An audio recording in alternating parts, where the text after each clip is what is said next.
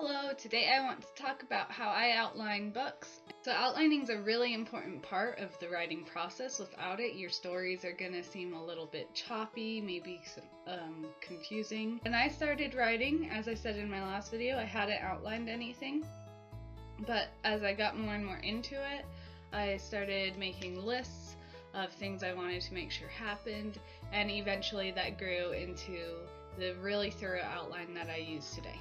So for me, my ideas generally come as just like images in my mind, and as those images evolve, I will start writing parts down that I really like, and that's where I get to the idea map. So here's an example of an idea map that I have. This is for the third book of my series that isn't published yet. The first book's not even published, but I'm working on it. I'm in the beta reading stage of that. So basically, that first box that you see,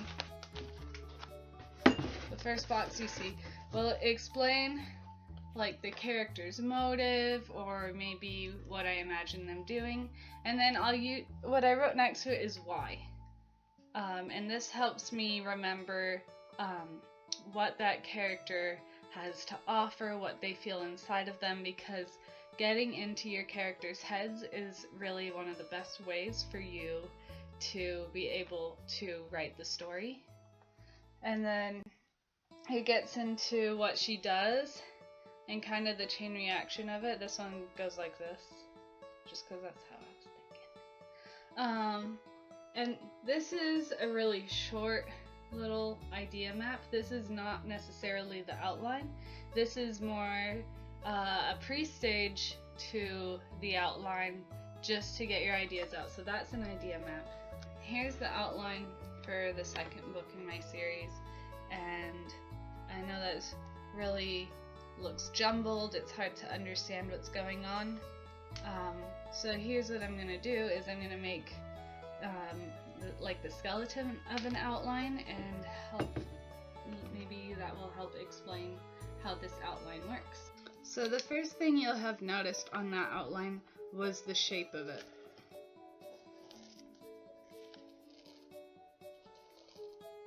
And so each part of this shape has a specific meaning, and this really helps me. So this is going to be your starting point. It's hard to write upside down.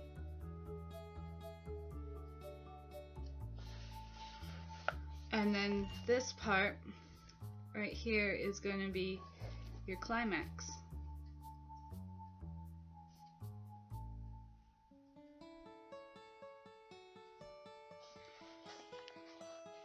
And then this here will be, this entire part here will be your resolution. Again, I'm writing upside down. Woo.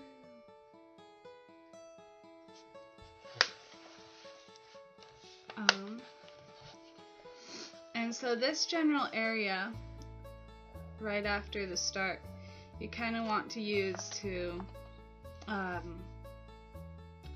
not info dump, but use it to introduce your world, your characters, setting the scene, all of that, kind of get your hero started on their journey.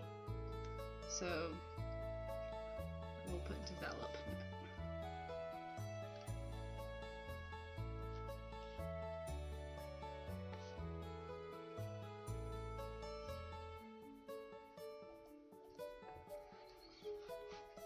And then this part here,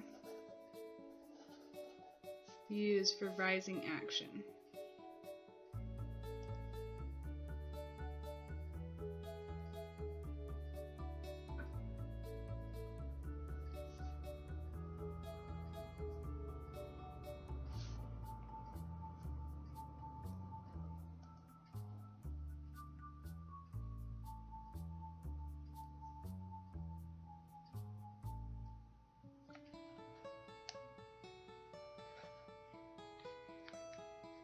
And then this part, of course, will be your falling action.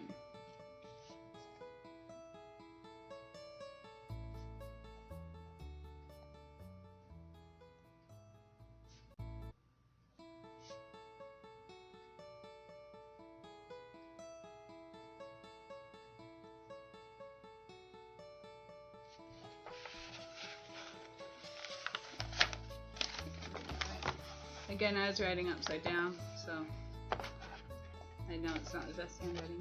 But that's how the outline works. So if we look back at my book 2 outline, you can see that general shape right here. And then what I've done is I've written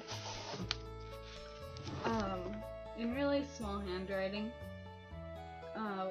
leading off things that I know I want to happen. Things that came out of my book outline for that. And as I wrote this, I developed it further. And I don't always stick exactly to this, but this helps me remember where I'm going. I might add in like a cute scene where they're just having a nice conversation. That helps develop their characters in this stage that I hadn't thought about before. So that's how that outline works again. And so the reason I write really small and branch off of that is because there's going to be a lot more ideas than what will fit here, and so I think it's good to draw little lines and then write your ideas. Just pretend I'm writing. And then kind of box it. Blah. It's really hard to write in the camera. Anyways. And then that way you have enough room spread throughout the page to do what you want. You might have also noticed that I do draw pictures, and that really helps me get more ideas, because like I said, my ideas come as images, and so when I can put those images on paper, it helps me remember them. I have this book is full of a lot of different imagery. Here's my main character from my first book, Apricot, and her in several different parts of the book and stuff, and I tried to draw her castle, but I'm not very good at drawing architecture. But just stuff like that helps me to create those scenes I want. And then after I've created all of those boxes and stuff, that helps me organize the book into chapters. And so each of these things might be a chapter, might be the main point of a chapter, because I want to make sure something is going to happen that's important in each chapter. And so these are the important things. I don't write everything down on the outline, only the important plot moving forward parts. So yeah, that's how I outline my books. It works for me. That model was actually used by one of my junior high teachers when she had us create stories, and as a very spatial learner, that visual part of having it shaped like that really stuck in my mind, really helped me understand how a story does need to have that introduction, that development, the rising action, the climax, the falling action, and the resolution. One of the things that this style of outline suggests is that the climax of the story is not necessarily the resolution. If you follow the idea of the hero's journey in your stories, will be like the final battle, or just like the big final struggle that your protagonist has to face. And they might have a few more struggles after that as they try to fix everything in writing, giving closure to your audience. If you liked this video, I will be uploading one every week on Saturdays, so be sure to like and subscribe and hit that bell. Thanks, bye.